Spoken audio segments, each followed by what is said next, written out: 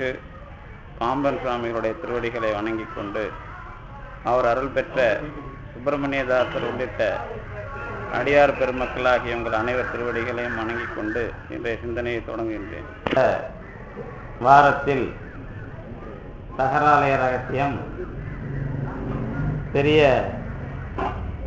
யோக விஷயங்களை எல்லாம் கடந்தது என்பதாக சுவாமிகள் சொல்லியதை விளக்கமாக அனுபவித்தோம். அதைத் தொடர்ந்து நம்முடைய அடியார் பெருமக்களின் அன்போடு அருணகிரிநாத பெருமானையும் பாம்பன் சாமிகளையும் விரிவாக சிந்தித்தோம். வருகிற வெள்ளிக்கிழமை அன்று பாம்பன் சாமிகளையும் சுப்பிரமணியதாசரையும் வைத்துக்கொண்டு இறைவனை அனுபவிப்பதற்கு குரு சீட மரபு எப்படி உதவுகிறது என்பதையெல்லாம் அடுத்த வாரம் சிந்திக்க இருக்கிறோம். இன்றைக்கு மழை தொடங்கிய போது சொற்பொழிவை நடத்தலாமா என்று தொலைபேசியில் கேட்டபோது, சரி மழை இருந்தால் மக்கள் நம்ம இந்த அரங்கத்தை பொறுத்த வரைக்கும் நம்முடைய இந்த இடத்தில் இருந்து கேட்பவர்களை விட பறந்து இருந்து கேட்பவர்கள் அதிகம் ஆதலினாலே பறந்து இருந்து அமர்பவர்களுக்கும் வாய்ப்பு தர முடியாது என்பதனால சரி இன்றைக்கு வகுப்பை ஒத்தி வைத்து விடலாம் என்றுதான் தொலைபேசியில் சொன்னோம். நான் வழிபாட்டுக்குத்தான் இப்போது வந்தேன்.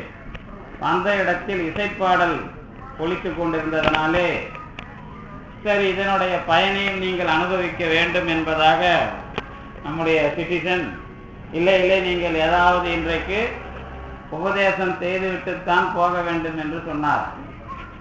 அப்பொழுது அவர் ஒரு விஷயம் சொன்னார். ஓஹோ, பாம்பன் சாமிகள் இதை தெரிந்து கொள்ளதான் வர சொன்னார் போல் இருக்கிறது என்று நானும் அதை அனுபவித்தேன். உண்மையிலேயே அவர் சொன்ன உதாரணத்தை வைத்து அத்துவிதத்தில் எந்த மாதிரி ஒரு விஷயம் வருகிறது என்பதை சொல்ல வேண்டும் என்று இன்றைக்கு சுவாமிகள் அமைத்திருக்கிறார் என்று நான் தெரிந்து கொண்டேன். சென்ற வாரத்தில் அத்துவித அனுபவமாக நாம் அனுபவித்த விஷயத்திலே ஒன்றை தெரிந்து கொள்ள வேண்டும் என்பதற்காக நாம் ஒரு 20 மணித்துளிகளிலே அதை நாம் அனுபவிக்கலாம். என்ன என்றால், இறைவனை பற்றி பேசுகிற காலத்தில் மாணிக்கவாசகர் பாலில் படு நெய் போல், மாணிக்கவாசகர் மட்டுமல்ல திருநாவுக்கரசரும் பாலில் படு நெய் போல் மறைய நின்றுளன் மாமணி சோதியான் அவனை முருக வாங்கி கடைய முன்னிற்குமே விறகில் தீயினன் பாலில் படுநெய் போல் மறைய நின்றுளன் மாமணி சோதியான். அது உங்களுக்காக தான். நீங்க 2 வாரமா வரல, அதை நீங்க உங்களுக்கு மறந்துடக்கூடாதுங்கிறதுக்காக தான். ஆமா, இல்லைன்னு சொல்லிட்டு நாங்க வழிபாட்டுக்கு வந்தவரை பெருமான் வேலை வாங்குறார். அப்ப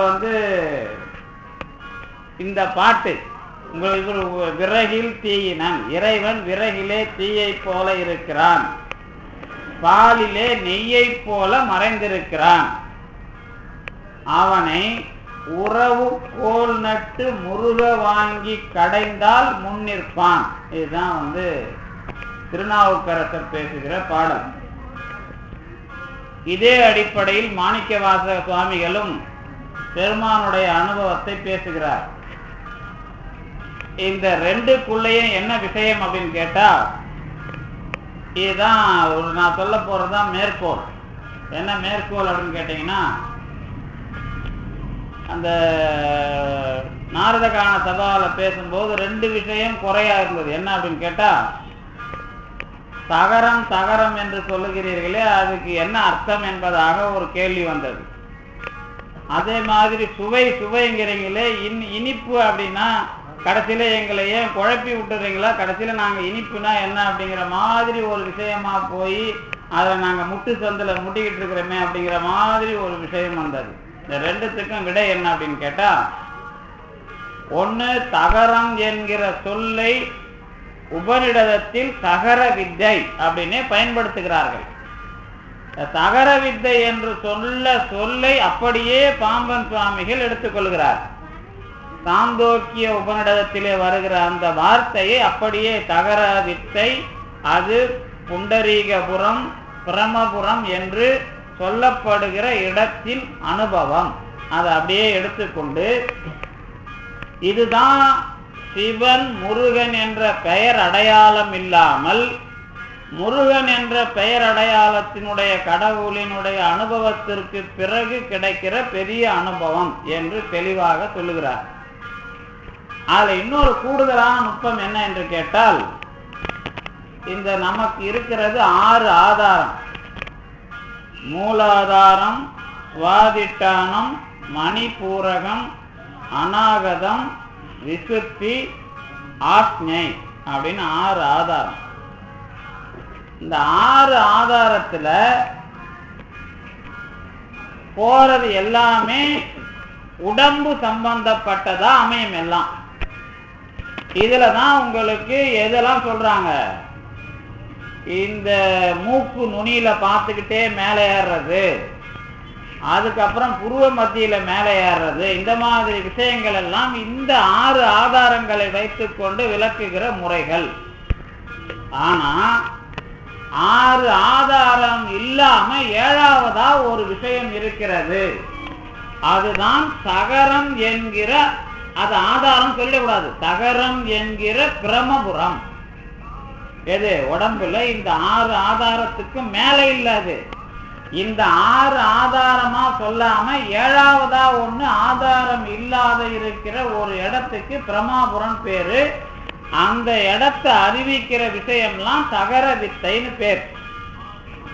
இந்த தகரங்கிறது 7வதுங்கிறதுக்கு ஒரு ஒரு ஒரு முறை உண்டு. அது என்ன முறைன்னு கேட்டா, தமிழ்ல க, ங, ச, ஞ, ட, ந 6 எழுத்து, மெய் எழுத்துல 6 எழுத்து. 7வது எழுத்துக்கு தான் பேர். க, ங, ச, ஞ எண்ணிக்கிட்டே வந்தீங்கன்னா 7வது எழுத்து தகரம். இந்த 7வது எழுத்தினால் சொல்லப்படுகிற ஒரு இடத்தினுடைய அனுபவம் வந்தா திருன்னு பேரு. அப்பதான் அவன் சாக மாட்டான், இருக்கிறவன். அதுல உள்ள போனாதான் தமிழ். அதுக்கு இத்து கூட்டல் அமிழ் தமிழ். அந்த 7வதாகிய தகர பெருவெளி அனுபவத்துக்கு உள்ள போனவன் மரணமில்லாத வாழ்வை பெறுவான். அவனுக்கு பெயர் திரு அப்படின்னு பேர். இப்ப நாம திரு திருன்னு முடிக்கிறதுனால திரு போட்டுக்கிறோம். ஆனா திருன்னு போட்டா மரணமில்லாத தகர அனுபவத்தை பெற்றவன் அர்த்தம். திருவாளர் அப்படின்னா அதான் அர்த்தம். இன்னொன்னு அர்த்தம் என்னன்னா, தமிழ் அப்படின்னா தகர அனுபவத்திலே அமிழ்ந்தவர்கள், அதுக்கு பேரு தமிழ்னு பேர். அப்ப திருமூலர் அந்த மாதிரி தமிழ் செய்தான் அப்படின்னு சொல்லும் போதுலாம் இந்த விளக்கத்தை நாம சொல்லுவோம். ஆனா இதுல சின்ன நுட்பமான வேறுபாடு என்னன்னா, 6 ஆதாரங்களை கடந்து 7வது ஆதாரம் தகரத்தை சொல்லக்கூடாது. தகரங்கிறது 7வதுங்கிற ஒரு இடத்தை குறிக்கிறதுக்கு ஒரு அடையாளம், அவ்வளவுதான். இப்ப மாணிக்க வாசகரை படிக்கிறவங்களுக்கு தெரியும், 8 அரியணை பட்டி மண்டபம் ஏற்றினை, ஆவு அறியா அறிவில் இடைமகன், இதெல்லாம் மாணிக்க வாசகர் பேசுவார். இந்த 8 என்னன்னா அது ஒரு அடையாளம்.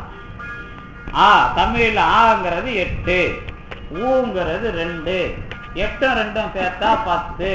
அப்ப 10 ஈர் அப்படின்னா இதெல்லாம் ஒரு அடையாளம். இந்த மாதிரி 7 என்பதை குறிக்கிற அடையாளம் தகரம்.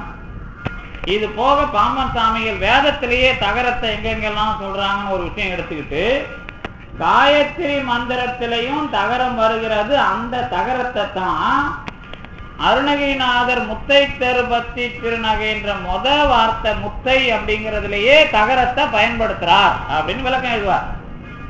அந்த முத்தை தரு வார்த்தை ஏன் எழுதினார்? ஏன்னா அருணகிரிநாத சுவாமி சரித்திரத்துல முத்தம்மைங்கிறது அவரோட அம்மா பேர், அருணகிரிநாதரோட அம்மா பேர். அதுக்காகவும் சொல்றாரு. தகரம் என்கிற காயத்ரி மந்திரத்தினுடைய எழுத்தையும் சொல்றாரு அப்படின்னு எழுதுவார் பாம்பன் சார். எழுதிட்டு இந்த தகரம்னா என்ன அப்படின்னு கேட்டா, இந்த அனுபவம் வந்துவிட்டால் பிறக்க மாட்டார்கள், இறக்க மாட்டார்கள். பாம்பன் சுவாமி தகராலய ரகசியத்தில் எழுதுறார்.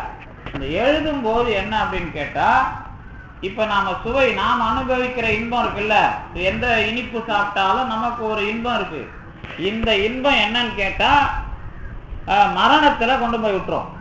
ஆனா இனிப்புன்னு சொல்ற ஒன்னையே அனுபவிச்சா அது யாருக்குன்னா மறுபடியும் அவன் பிறக்க மாட்டான்னு அர்த்தம். இனிப்பை இப்ப நாம லட்டு மூலமா இனிப்பு அனுபவிக்காம இனிப்பை இனிப்பாகவே அனுபவிக்கிற விஷயம் வந்துட்டா அதுக்கப்புறம் நமக்கு மரணம் இல்லை அப்படின்னு அர்த்தம். அது வரைக்கும் இப்போ அந்த தகரத்தை வச்சு நாம சொல்லியாச்சு. இப்ப அத்துவிதம்னு போன வாரம் பார்த்தோம்ல, அதுல ஒரு கூடுதலா ஒரு விளக்கம் சொல்ல போறேன். இப்ப நாம சொன்னதோட இது கூடுதலா புரிய வைக்கும். என்ன அப்படின்னு கேட்டா, எப்படி திருநாவுக்கரசர் பாலில் நெய் போல மறைந்திருக்கிறான். இப்ப உங்களுக்கு தத்துவம் பேசும்போது காரணகாரிய கொள்கைன்னு ஒண்ணு பேசுவோம். என்ன பேசுவோம் கேட்டீங்கன்னா, இந்த விதையிலிருந்து மரம் வருது, மரத்திலிருந்து விதை வருது அப்படின்னு ஒரு காரணகாரிய கொள்கை பேசுவோம். விதைதான் மரத்துக்கு காரணம், மரம் காரியம், இப்படி ஒரு விளக்கம். இதுக்கு பேரு காரண காரிய கொள்கை. அதுல என்ன அர்த்தம் கேட்டா, விதையிலிருந்து, அதாவது வேப்ப விதையிலிருந்து வேப்ப மரம் வரும், வேப்ப மரத்திலிருந்து வேப்ப விதை வரும். ஆனா என்ன வராது? வேப்பம் விதையிலிருந்து தென்னை மரம் வராதுன்னு தான் எல்லாருக்கும் தெரியுமே, அது சொல்லலை. இப்போ வேப்பம் விதையிலிருந்து வேப்ப மரம் வரும், ஆனா வேப்ப மரத்திலிருந்து அதே வேப்ப விதை வராது. வேப்ப விதை வரும், வேப்ப விதை இன்னொரு மரத்துக்கு தான் அது காரணம். புரியுது இல்லை நான் சொன்ன விளக்கம்? ஒரு வேப்ப மரத்து விதையை கொண்டு போய் நட்டீங்கன்னா மரம் வந்துடும். அந்த மரத்திலிருந்து இன்னொரு மரம் முளைக்கிறதுக்கான வேப்ப விதை தான் கிடைக்கும். ஆனா எந்த வேப்ப விதையில முளைச்சதோ அந்த வேப்ப விதை வராது. சரிதானே? இப்ப காரணகாரிய கொள்கையில இந்த இடம் முக்கியம். ஏன் இது முக்கியம் கேட்டா, பால்ல இருந்து தயிர் வந்துடும், தயிர்ல இருந்து கடைஞ்சா வெண்ணெய் வரும். இந்த வெண்ணெய் வரைக்கும் ஒரு ஆள் இருக்கிறான், இந்த வெண்ணெய்க்கு மேல நெய்யா அவனால வர முடியல. யாரும் தெரியல, வெண்ணெய் சாப்பிட்டவன், வெண்ணெய் திருடி சாப்பிட்டது யாரு? கிருஷ்ணன் இல்லையா? அவர் வெண்ணெய் சாப்பிட்டாரு. வெண்ணெய் சாப்பிட்டாருன்னா என்ன, போடா வெண்ணெய் அப்படிங்கிறன்ல, அது என்ன அப்படின்னு கேட்டா, இந்த வெண்ணெயை நீங்க கடைஞ்சி எடுத்துட்டீங்கன்னு வச்சுங்க தயிர்ல இருந்து, அதை தண்ணியில போட்டா அதுக்கப்புறம் அது கரையவே கரையாது. அதனால என்னன்னா, இந்த உலகத்திலே வாழ்க்கையில மோதி மோதி ஞானம் பெற்றவர்கள் மறுபடியும் உலகத்துல கரைய மாட்டாங்க, அவங்க அப்படியே மிதப்பாங்க. அதனால கண்ணன் ஞானிகளை விரும்புபவன், அதனால வெண்ணத்திரடன் பேர் அவனுக்கு. அவன் மறுபடியும் உலகத்திலே உழலாதவர்களை நண்பர்களாக கொள்ளுவான், அதுதான் வெண்ணத்திரடன் பேர். இப்போ அந்த வெண்ணெய்க்கு மேல நம்மால நெய்யாடி, யாரு? சிவபெருமானுக்கு பேரு நெய்யாடி. நெய்யாடுறதுனா என்ன அப்படின்னு கேட்டா, உள்ள இருக்கிற மூலத்துல வெண்ணெய் வரைக்கும் வந்தாலும் அது மறுபடியும் மூலமாகவே அனுபவப்பட்டா அதை தவிர வேற இல்லை அப்படிங்கிற மாதிரி ஒரு அனுபவம் தரணும். அதுக்கு பேர் நெய்யின் பேர். நெய்யை உருக்கி எடுத்துட்டீங்கன்னு சொன்னா, இப்ப தயிர்ல இருந்தும் பாலை கொண்டு வர முடியாது, வெண்ணெயில இருந்தும் தயிரை கொண்டு வர முடியாது, நெய்யிலிருந்தும் வெண்ணெயை கொண்டு வர முடியாது. ஆனா நெய்யா வந்தது எது அப்படின்னு கேள்வி கேட்டா என்ன பதில் சொல்லுவீங்க? இதுதான் இறைவனுக்கு அத்துவித கலப்புக்கு இருக்கிற உதாரணம். அத்துவித கலப்புல இப்ப உங்களுக்கு இப்ப இருக்கிறவங்க எல்லாருக்கும் என்ன பிரச்சனை வந்துடும்? இப்போ பாலை காய்ச்சி தயிராக்கி, இப்ப நம்ம கவிஞர் காசிக்கு போயிட்டு வந்தார், நான் இங்கிருந்தே போன்ல சொன்னேன், அப்படியே சிந்தாமணி விநாயகர் பக்கத்துல போங்க, சிந்தாமணி விநாயகருக்கு முன்னாடி ஒரு தயிர் கிடக்குது, அங்க ஒரு நாளைக்கு தயிர் சாப்பிடுங்க, அது நல்லா இருக்கும். அதுக்கப்புறம் ரபடி சாப்பிடுங்க, அதுக்கப்புறம் மலாய் சாப்பிடுங்கன்னு சொன்னா அவர் ஒன்னையும் சாப்பிடாத வந்தார். அதனால ரோட்ல விற்கிறான், பயமா இருக்குது அப்படின்னு.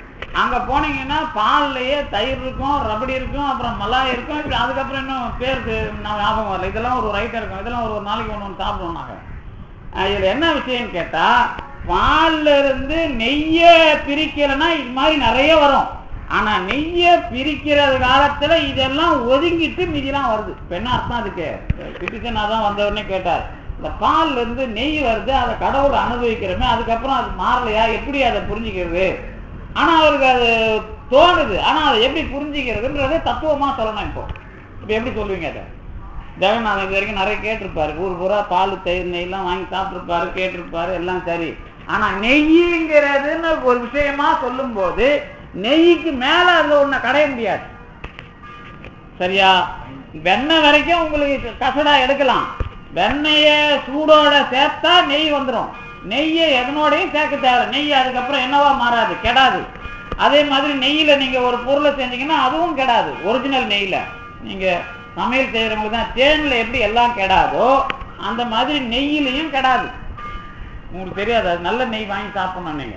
அப்ப அந்த நெய்யிலையும் அது கெடாதுன்னு சொன்னா, ஆனால் தான் மருந்து சித்த வைத்தியர்கள் கொடுக்கும்போது சிலர் நெய்யில சொல்லுவாங்க, சிலர் தேன்ல சொல்லுவாங்க. அது இந்த சித்த வைத்தியர்களை கேட்டீங்கன்னா அது புரிஞ்சிடும் அவங்களுக்கு. இப்ப இந்த நெய்யை எதுக்கு நாம சொல்றோம் அப்படின்னு கேட்டா, இந்த மூலத்துக்கு வந்துட்ட பிறகு மற்ற எந்த ஒன்னையும் சேராம அது தனியா நிக்குது இல்ல. இறைவன் எல்லாத்திலையும் கலந்து இருக்கிறான். பால்ல இருக்கிறான், நெய்யில் தயிர்ல இருக்கிறான், வெண்ணெயில இருக்கிறான். ஆனா நெய்யான பிறகு அவனை தவிர வேற ஒண்ணும் இல்லை. அதுதான் மூலம். மூலத்தை கடைஞ்சி எடுத்துட்ட பிறகு மற்ற எல்லாமே இல்லைன்னாயி அது ஒண்ணுதான் நிக்குதுன்னு வந்தா, சும்மா இரு சொல்லற என்றாலுமே அம்மா பொருள் ஒன்று மறிந்து, அதை தவிர வேற பொருள் இல்லை. நெய்யின்னு ஒரு விஷயம் வந்துட்டா அதை தவிர வேற பொருள் இல்லை. அதுதான் மூலம். அதுக்கு மேல எதிர என்ன எடுக்க முடியாது, பால்ல வேற ஒண்ணும் எடுக்க முடியாது. அப்ப மூலத்துக்கு வந்துட்ட பிறகு நீங்க சொன்னா நீங்க வேற ஒரு பொருள் இல்லைன்னு ஆயிடும். இப்போ இதெல்லாம் கசடா. இப்ப நீங்க மூலத்துக்கு வந்துட்டா நெய்யை கண்டுபிடிச்சிட்டீங்க. அதுக்கு பிறகு வேற பொருளே இல்லை. எதுல? பொருள்கள்ல. அப்ப பொருள்களில் மூலப்பொருளான இறைவனை அத்துவிதமாக கண்டுபிடிச்ச பிறகு நமக்கு என்ன இல்லை, இறப்பும் இல்லை, வேற பொருள் அனுபவமும் இல்லை. அதுதான் அருணகிரிநாதர் பெற்ற அனுபவம். அதுதான் பால்ல நெய்யை கண்டுபிடிக்கிறது அனுபவம். இந்த அளவிற்கு பெருமான் இன்னைக்கு வர வச்சு நமக்கு விளக்கம் கொடுத்ததற்கு அவருக்கும் திருவருளுக்கும் நன்றி கூறி விடைபெறுகிறேன். நன்றி.